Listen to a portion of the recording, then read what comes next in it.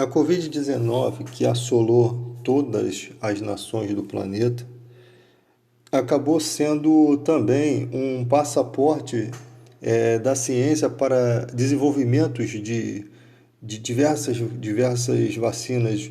Uma delas contra o HIV, né, que eles estão fazendo um teste com enzimas do HIV e um vetor de um chimpanzé, né? Criaram um vetor viral. E para você ver, isso ocorreu através do desenvolvimento das vacinas, da maneira como foi desenvolvida a vacina da Covid, está servindo como passaporte para desenvolvimento de outras vacinas, né? Então, o que nós podemos aprender com isso? É que o mundo todo deveria pensar mais investir, né, nesse segmento de serviço em conjunto, que é muito mais fácil, né? Não essa guerra, essa disputa entre países para ver quem vai conseguir chegar a algum lugar, mas desenvolver pesquisas unindo todos os países, unindo cientistas e médicos de todas as localidades, né, do mundo. Isso vai fazer com que possamos desenvolver inúmeras coisas, inclusive na questão das células-tronco, trabalhar nessa questão, né? Inclusive também já estavam fazendo uma pesquisa a respeito de uma parte do nosso DNA, né? O finalzinho do DNA que a partir dali poderia se desenvolver uma fórmula para a juventude também. Eu acho que essa questão é um pouco mais complexa, porque tem uma coisa que acontece ali que às vezes causa essa juventude prematura na pessoa, e isso daí são as células cancerígenas, né? Há relatos de pessoas que tiveram câncer e que os cabelos brancos pararam de nascer. A pessoa chegou a uma certa idade e parou de desenvolver a célula do envelhecimento. Então há um obstáculo ali, mas eu creio que a ciência está buscando o conhecimento nessa área. A ciência deveria trabalhar mais em pesquisando os tipos sanguíneos de efeito Bombaim, um distúrbio, né, do sanguíneo, o falso O, o falso zero, que surge na cidade de Bombaim, que é a cidade mais rica da Índia, e onde cada uma pessoa, entre 250 mil pessoas, tem essa variação, né, genética, essa variação sanguínea. E também o sangue dourado, onde 40 e poucas pessoas no mundo todo só que tem um sangue amarelado, né, mais rico em anticorpos, que também poderia ser utilizado nesse estudo. Inclusive, é o sangue mais raro do mundo e por isso os doadores são as próprias pessoas. Como essas 40 pessoas estão espalhadas pelo mundo todo, a pessoa é doadora de si mesma. Ela passa a vida toda recolhendo sangue para que se tenha banco de sangue para essas 40 pessoas em todo o mundo. Agora resta saber como o nosso corpo sofre modificações, sofreu mutações, né? Desde os primórdios da humanidade, quando o homem não comia alimentos assados, né? Sempre comia alimentos crus, e com o tempo foram se cozinhando os alimentos e observou que o dente ciso da gente já não tem mais, não é necessário, né, como era antigamente. Então algumas coisas, alguns órgãos, algumas coisas do nosso corpo que permaneceram dessa origem, né,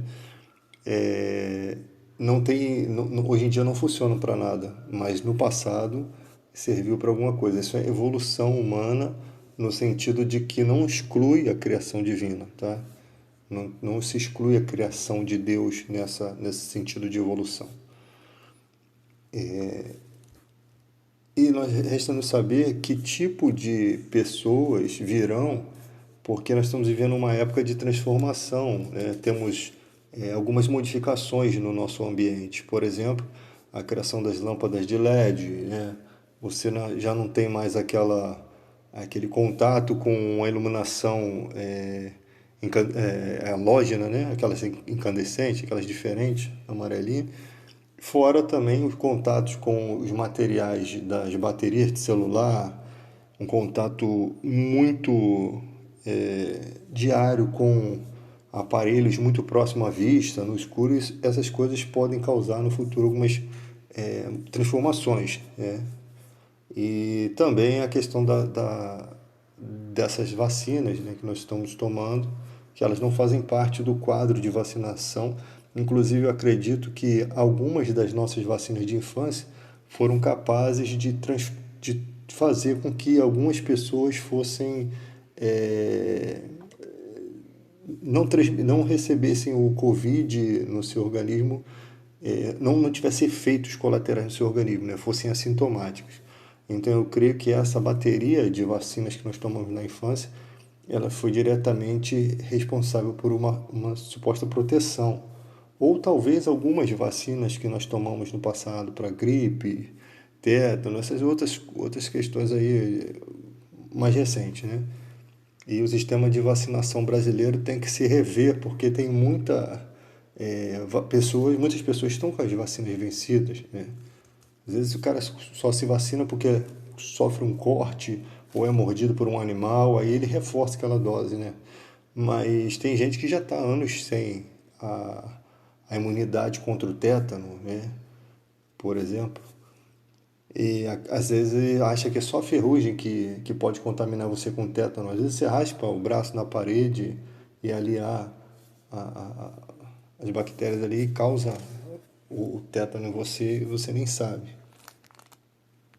Então resta saber como vai ser o organismo do futuro, né, das nossas gerações, devido a esse tipo de vacinação que nós tivemos, como serão no futuro. Então nós vemos que até no meio da dificuldade do Covid, né, a ciência acabou indo por um caminho de desenvolvimento. Agora temos que pensar também nas questões climáticas, nas questões da natureza que estão super abandonadas. Não há um interesse verdadeiro em melhorar nada, né? Os países simplesmente não se comprometem com a retirada do ar, né? Da poluição que os combustíveis fósseis causam na atmosfera. Eles não estão interessados nisso. Isso ficou bem claro nessa reunião aí que eles tiveram. Isso ficou bem óbvio. Inclusive, alguns políticos, inclusive brasileiros, simplesmente acham que nós somos crianças, que não vamos entender que eles estão ali de uma forma a expressar interesse quando há uma hipocrisia estampada nitidamente na nossa cara. Porque o cara faz promessas que já haviam sido prometidas no passado, de modificações, e são promessas vazias, né? Aquilo ali é praticamente um desencargo de consciência. Eu acho que deveria se levar mais a sério. Mas tudo só se deixa para se levar a sério quando se está muito grave, e mesmo assim as pessoas não querem saber. Elas não estão pensando a longo prazo, estão pensando na vida delas. Elas não querem saber o que vai ser no futuro. Isso está bem nítido. O que nós estamos percebendo é que quando você não ajuda os outros países a se curarem, acaba com que todos os países acabam sofrendo junto, né? Deus faz tudo certinho, né? Então, quando os países se tornaram egoístas, você vê, tem países aí que não receberam ainda quantidade de vacina suficiente, enquanto há países que têm de sobra estragando e pessoas que não querem se vacinar. Um descaso total. E simplesmente está atrapalhando as pessoas, né, de viverem bem, porque se a gente não conseguir exterminar isso, vamos passar a vida toda usando máscara. Nós não sabemos que prejuízos vamos ter por estar sempre usando máscara durante um longo período. Nós não sabemos que prejuízos teremos. né, a nível respiratório, nós não sabemos. Ou se teremos algum benefício. Só o sofrimento, né, de ter vivendo isso com essa preocupação de você não poder sair sem máscara, fora os problemas que você enfrenta quando você quer ir num lugar e ter que comprar uma máscara. Eu acho que as indústrias têxteis ficaram bilionárias, né? Porque as máscaras são feitas de tecido e as pessoas tiveram que comprar material para fazer as máscaras. E logo a preocupação que nós deveremos ter é com o reforço, já que as pessoas não querem se vacinar, né? E as que estão vacinadas com a segunda dose são pessoas que realmente vão se interessar em tomar a terceira ou a quarta, seja lá quantas forem as doses de reforço. Na questão da vacinação infantil, se coloca a vacinação e os pais escolhem se querem vacinar os seus filhos ou não. Né? Eu acho que os pais são responsáveis pelos seus filhos. Então, cada um assume as suas responsabilidades. Mas a vacina tem que estar disponível. E esse embargo do governo simplesmente é porque não querem ter mais gastos. Né? Eles não querem ter mais gastos. Estão lutando contra os gastos. Eles não estão lutando porque estão preocupados que a vacina faz mal, porque não faz. Uma questão que é a seguinte: de 0 a 19 anos morreram 2.500 pessoas. 2.500 jovens, não posso dizer que 19 anos é criança. Dentro dessa faixa de 0 a 19 anos, de 0 a 11 anos morreram 300 crianças. Então nós não podemos, quem é pediatra sabe que isso não é normal, tá? Então são 300 crianças, é um número grande, tá? É um número que não deveria ter sido assim. E você leva em consideração o seguinte: as crianças praticamente são assintomáticas, né? Praticamente quase a poucas pegam. Mas essas daí tiveram a vida ceifada, e qualquer vida é importante. Se você puder vacinar e protegê-las, e essa vacinação já foi demonstrada em outros países que funciona, por que não? Por que essa briga? É porque são brigas financeiras. Existe uma questão no nosso país que as pessoas falam assim: o cara é político, é ladrão, ele roubou. Nem todo político rouba metendo a mão no dinheiro. Simplesmente ele favorece empresários, como o fabricante da cloroquina, por exemplo, está milionário. E depois esses caras, de alguma forma, criam contas em paraísos fiscais e retribuem esse favor que um governo faz. É essa a minha forma de enxergar isso. Porque nós vivemos num país em que a doação de campanha ela não é proibida e deveria ser. Eu acho que empresários não deveriam doar nada para a campanha. Eu acho que a campanha tem que ser, sim, financiada pelo dinheiro público, mesmo que seja um prejuízo. Mas que haja muita organização nisso, o chamado fundão, que as pessoas lutam contra. Porque o que acontece? Você tem o fundão e você tem as doações de campanha das empresas. Ou tem que ser uma coisa ou outra. Porque o que uma empresa ganha doando dinheiro para o seu partido? Né? O que ela ganha? Ela ganha cargos em multinacionais, cargos de diretoria, ela ganha licitações por baixo dos panos. Então tem que se proibir isso, acabar com isso. Vamos fazer a campanha política, coloca como obrigação das emissoras de televisão, requer a obrigação e depois deduz nos impostos delas o horário de campanha eleitoral. Isso é fácil resolver, isso não é uma coisa tão burocrática. Só que, na verdade, todo esse alvoroço, essa briga, é simplesmente porque eles querem ganhar o dinheiro do fundão e eles querem ganhar o dinheiro dos empresários para fazer as campanhas. Empresário não queremos seu dinheiro para a campanha, não pode, é antiético.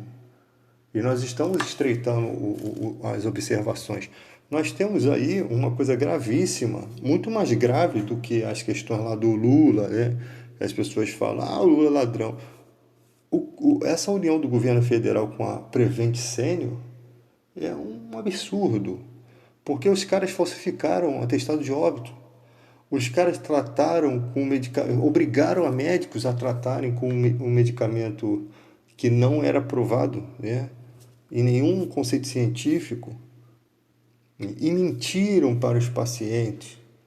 Nós estamos diante de uma questão muito grave que não está tendo certa gravidade. Esses dias nós estamos vendo a Vale fazendo campanha de doação de alimento. Eles pensam que a gente esqueceu que a Vale matou muita gente naquelas barragens, né, de dejeitos dele lá. Sabe, eu não quero as cestas básicas de vocês. Eu não gostaria de ter uma cesta básica. Acho que o povo brasileiro tem que se pronunciar mais. Eu não quero essa cesta básica de vocês. Eu acho que o brasileiro não deveria necessitar de uma cesta básica. Eu acho que nós não vivemos num país assim, que as pessoas deveriam necessitar de cestas básicas. Nós somos um país milionário em exportação. Só que para fora eles mandam as coisas boas, para dentro as porcarias. Nós só conseguimos a carne barata quando há um embargo da China que não vai receber a carne porque está colocando restrições no Brasil por conta de doença, de vaca louca. Aí a carne vem para a gente, porque... Mas mesmo assim eles deixam elas estragando um tempo no congelador lá deles e depois que eles mandam para venda. Só para a gente não sentir aquele gostinho de que tá barato e quando vier a pancada do caro a gente achar, pô, tá um absurdo a inflação. Só para isso, para eles continuarem vendendo caro para a gente. O Brasil é um país que o dar errado é lucrativo. É lucrativo. Ah, nós vamos botar os bandidos para trabalhar. Se vocês não conseguem nem colocar restrição no sinal de celular na cadeia, tendo toda a tecnologia, vocês não conseguem nem com vários drones filmar a Amazônia. O cara, para fazer um desmatamento lá, ele precisa de pista de voo, ele precisa de embarcação para levar aquelas madeiras enormes. Não fazem porque não quer. Então, todos esses problemas que nós temos no Brasil, que ficam nos distraindo, é para que a gente esqueça dos políticos. Para que eles continuem fazendo o que eles sempre fizeram, beneficiando empresas e recebendo por fora. Beneficiando senhores de terras e recebendo por fora, né? Porque a madeira na Amazônia é o petróleo da Amazônia. A Amazônia é só o cara ir lá e pegar. É como se, quando você pega uma madeira, é como se estivesse pegando várias barras de ouro. Quanto que vale uma árvore daquele tamanho ali? Quanto que vale? Ninguém diz. Quando pegam os caras, a emissora de televisão não diz quem são. Elas não informam. Quando tem um coronel lá que está matando os índios, eles não informam o nome dessas pessoas. Então você vê que é um conluio. É um conluio de proteção. Eles não informam. Às vezes o político faz uma cagada, eles nem o nome do político eles informam. Então é um conluio muito grande, atrapalhando o desenvolvimento do país. Só que nós estamos na era da informação e é isso que eles têm medo, porque as informações estão sendo... As pessoas estão vigiando, as pessoas estão filmando, as pessoas estão pensando em melhorar para elas. Porque o pensamento empresarial, o pensamento político e empresarial é manter em sugestão a mão de obra barata. E quanto mais barato, melhor. Então, para isso, a gente tem que tirar direitos. Estamos querendo criar aquela carteira de trabalho paralela porque eles não podem tirar os direitos trabalhistas que você tem. Só por reformas, só com votações. Então, isso dá muito trabalho e demora. Na última reforma, o Temer conseguiu tirar o feriado da escala 12 por 36. O que melhorou na vida do trabalhador? Quantos empregos gerou? Não, mas na vida do empresário melhorou. Porque ele não precisa pagar, enxugou a folha de pagamento dos empresários. Não estou falando aqui que a gente não deve ser contra os empresários, não deve ser contra o diálogo com os empresários, não existe isso. Mas o que não pode acontecer é eles tomarem conta e fazer como querem.